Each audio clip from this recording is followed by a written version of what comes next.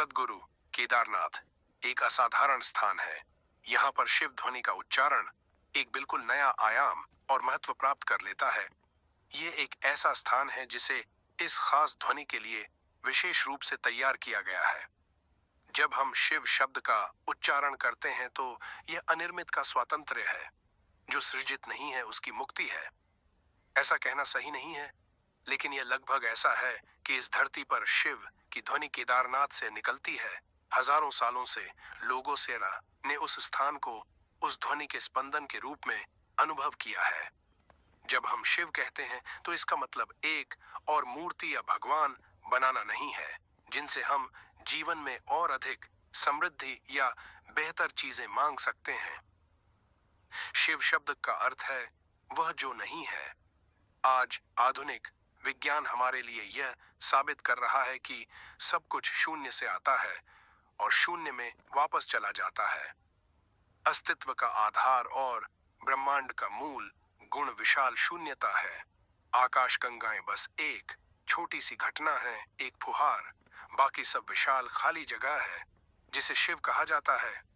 केदारनाथ ज्योतिर्लिंग और पंच केदार की कहानी एक पौराणिक कथा है कि कुरुक्षेत्र युद्ध के बाद पांडव बहुत दुखी थे क्योंकि उन्होंने अपने ही परिजनों को, अपने ही भाइयों और रिश्तेदारों को मार डाला था।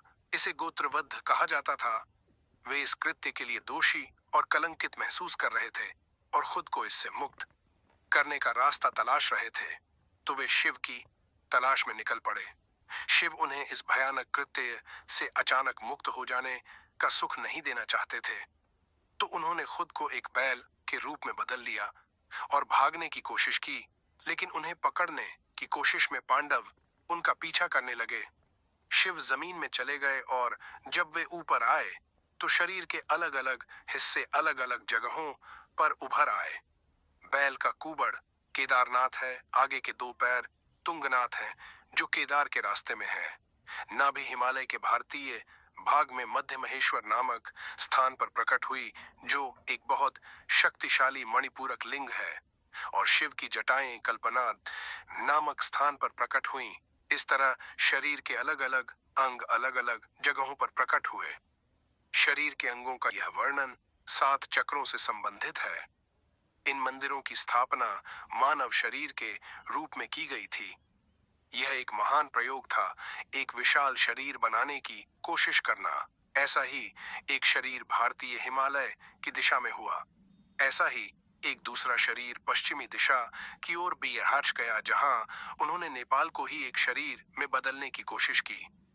केदारनाथ ज्योतिर्लिंग ऊर्जाओं का एक मादक मिश्रण केदारनाथ ऊर्जाओं का एक बहुत ही मादक मिश्रण है। यह एक ऐसा स्थान है जिसने हर प्रकार के हजारों योगियों और दिव्य दर्शियों को देखा है। जब मैं कहता हूं हर प्रकार के, तो आप कल्पना नहीं कर सकते। ऐसे प्रकार, ये ऐसे लोग थे जिन्होंने किसी को कुछ भी सिखाने का कोई प्रयास नहीं किया।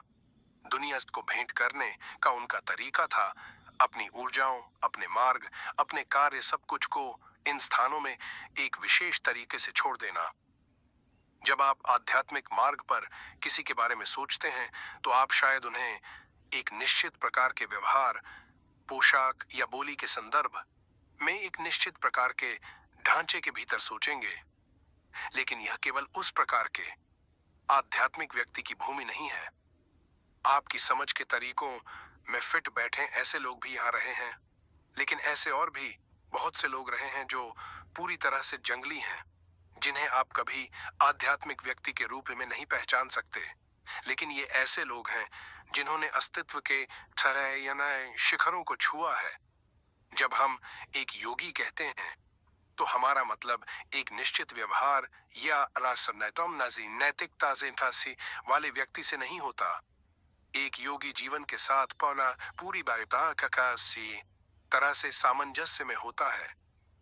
इतना सामंजस्य कि वह जीवन को विघटित कर सकता है और फिर से जोड़ सकता है। मूलभूत जीवन जो आप हैं, अगर आप उसे पूरी तरह से विघटित कर सकते हैं और वापस जोड़ सकते हैं, तभी आप एक योगी हैं। ऐसे कई अद्भुत मनुष्य रहे किसी ऐसे व्यक्ति के लिए जो किसी तरह के आध्यात्मिक उत्थान की तलाश में है। केदारनाथ एक वरदान है जिसकी विशालता की आप कल्पना भी नहीं कर सकते। इसका क्या मतलब है, यह समझाना बहुत मुश्किल है। आखिरकार यह सिर्फ चट्टान का एक उभार है, लेकिन जो बात बहुत बड़ा अंतर पैदा करती है वो वह काम है जो यहाँ हजारों सालों से रहने वाले लोगों ने इस जगह पर किया है।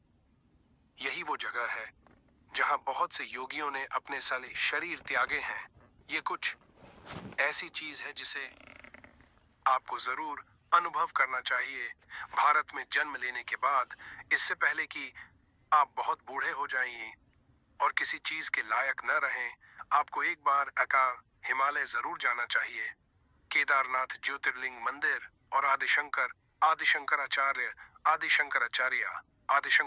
की बुद्धि असाधारण थी और वे भाषा के प्रकांड पंडित थे।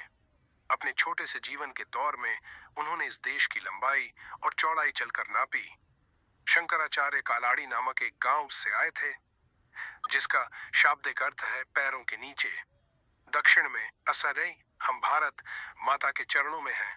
भारत का मतलब है कि हमने हमेशा सीखा कि कैसे ईश्वर के चरणों में रहना है। ईश्वर के चरणों में रहकर हम विकसित हुए और खिले। यह दिखावटी आडंबर की संस्कृति नहीं है, बल्कि स्वाभाविक धर्मपरायण संस्कृति है। आदि शंकराचार्य ने कहा, सब कुछ माया है। माया का अर्थ भ्रम होता है, इस मायने में कि आप इसे उस तरह नहीं देख रहे हैं जैसा कि यह है। यहाँ आपका यह शरीर ठोस लगता है, लेकिन आप जो खाना खाते हैं, जो पानी पीते हैं और जो हवा सांस लेते हैं, उससे आपके शरीर की कोशिकाएं हर दिन बदल कर नई हो रही है। इसका मतलब है कि कुछ समय बाद आपके पास एक बिल्कुल नया शरीर होगा, लेकिन आपके अनुभव में ऐसा लगता है कि यह वही शरीर है, यही माया है। इसी तरह जिस तरह से आप 5 इंद्रियों के माध्यम से अस्तित्व को समझते हैं, वह पूरी तरह से गलत है। यह भ्रम है, माया है, जिसके बारे में शंकर ने बात की थी। एक कहानी है कि कैसे काशी में एक बार सुबह सुबह स्नान के बाद आदिशंकर मंदिर में प्रवेश कर रहे थे। तभी एक चांडाल उनके रास्ते में आ गया। चांडाल एक खास जाति थी जो श्मशान घाटों की देखभाल करती थी। उन्हें सबसे नीचा और अशुभ माना जाता था। ऐसी मान्यता थी कि अगर आप चांडाल को देख लेंगे तो मृत्यु आ जाएगी। कोई राई भी उनसे कोई संबंध नहीं रखना चाहता था और उन्हें बहिष्कृत किया जाता था। तो जब यह आदमी उनके सामने आया तो शंकर ने कहा, दूर हटो। वह आदमी वहीं खड़ा रहा और पूछा, कौन दूर हट्टे, मैं या मेरा शरीर? इसे सुनकर शंकर बहुत प्रभावित हुआ। वह सबको यह सिखाते घूम रहे थे, यह शरीर तुम नहीं हो, यह सब माया है। अब जब उस आदमी ने यह सवाल पूछा तो उन्हें बहुत आघात लगा। उसके बाद उन्होंने फिर कभी एक शब्द नहीं बोला, कभी कोई शिक्षा नहीं दी। वे बस हिमालय में चले गए। केदारनाथ में आज भी उनका एक स्मारक है, बस उनका हाथ और छड़ी संगमरमर पर उकेरी गई है। जो दीवार से बाहर उभरी हुई है वह आखिरी जगह है जहां उन्हें देखा गया था। कहानी यह है कि वह चलकर ऊपर गए, शिव में विलीन हो गए। यह हमारे राष्ट्र और संस्कृति की स्थिति की मूल प्रकृति है। हम दूसरों को रास्ते से हटाकर ऊपर नहीं चढ़ते, हम विनम्रता से ऊंचा उठते हैं। चाहे वह देवता हो, पुरुष हो, महिला हो, बच्चा हो, जानवर हो, पेड़ हो या चट्टान हो, हमने हर चीज के आगे झुकना सीखा है। यही हमारी ताकत रही है, यही हमारा तरीका रहा है, यही हमारे विकास और आत्मज्ञान की प्रक्रिया और तरीका रहा है।